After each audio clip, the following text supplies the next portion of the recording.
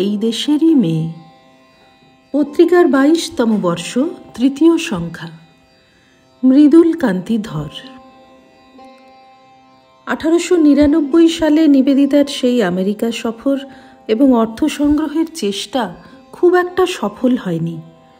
America এবং পরে Europe পরিভ্রমণে তাকে নানান অভিজ্ঞতার মধ্য দিয়ে যেতে হয়।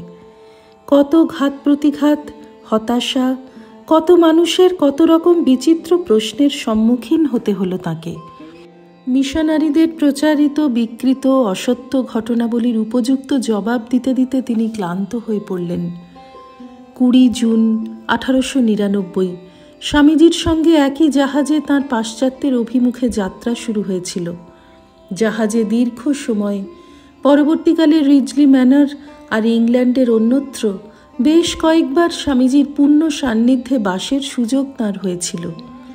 হতাশায় আর সমস্যায় স্বামীজির শক্তিপুত উপদেশ আর বাণী তিনি পেয়েছেন, সান্ত্বনা পেয়েছেন, নবোদ্যমে আবার কাজে লেগেছেন।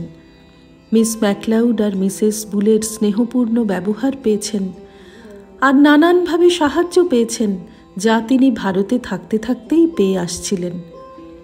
এত সব সত্ত্বেও নিবেদিতার মাঝে মাঝেই মনে হতো তিনি যে কাজের জন্য উদ্বুদ্ধ হয়েছিলেন, যে কাজের ব্রত নিয়ে বেরিয়েছিলেন, তা ঠিক ঠিক হচ্ছে না। তখন তার মনে জাগ্রত হতো ভারতের স্মৃতি। ইতিমধ্যে স্বামীজি ভারতে ফিরে গেছেন, নিবেদিতা তখনও পাশ্চাত্যে।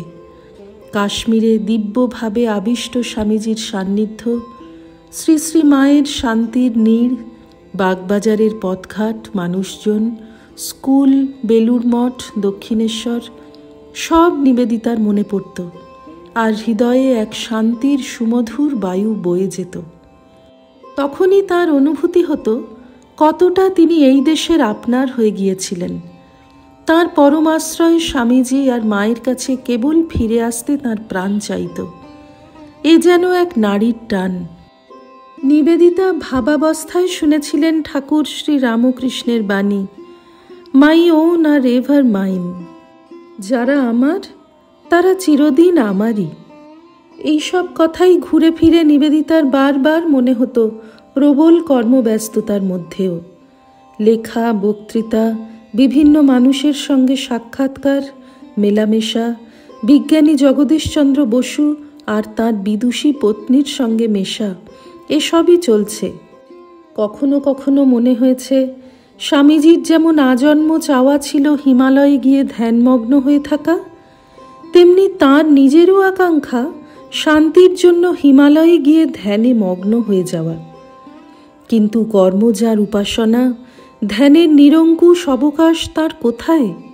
আমেরিকার পর ইউরোপেও যখন তার মনে হলো আর কিছু করার নেই, তখনই তিনি ফিরে এলেন কলকাতায়। 9 ফেব্রুয়ারি 1902 তিনি আবার বাগবাজারে এলেন 17 নম্বর বাড়িতে। স্কুলের কাজ শুরু করে দিলেন নিবেদিতা। স্বামীজি তখন অসুস্থ অবস্থায় কাশীতে। তিনি চিঠিতে নিবেদিতা আর ধীরা মাতাকে স্বাগত জানালেন। নিবেদিতাকে স্বামীজি লিখেছিলেন, সর্বপ্রকার শক্তি তোমাতে উদ্বুদ্ধ হোক, মহামায়া স্বয়ং তোমার হৃদয়ে এবং বাহুতে অধিষ্ঠিত হন, অপ্রতিহত মহাশক্তি তোমাতে জাগ্রত হোক। শ্রী রামকৃষ্ণার্পণমস্তু। নিবোধত আজকের পাঠ আপনার ফোনে রোজ পেতে চাইলে সাবস্ক্রাইব ও বেল আইকন দুটোই ক্লিক করুন। রামকৃষ্ণ ভাবধারা প্রচারের সঙ্গে থাকুন।